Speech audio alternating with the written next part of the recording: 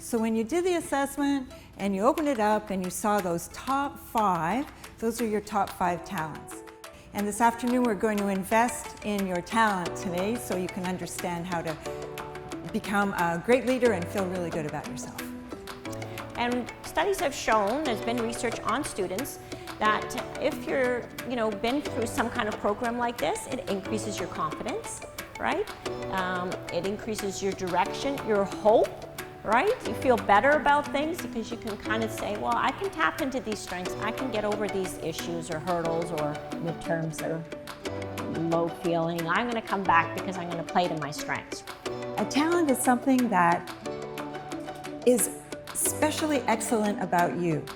You might not even have known it until you looked at that report and said, oh, I didn't realize I was so awesome. And it gives you a lot of satisfaction.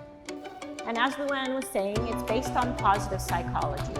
And it has been researched across lots of different, so it's not only managers actually where this research has been taken. It's student roles, teachers, nurses, lawyers, customer service reps, even within churches and religious institutions and schools.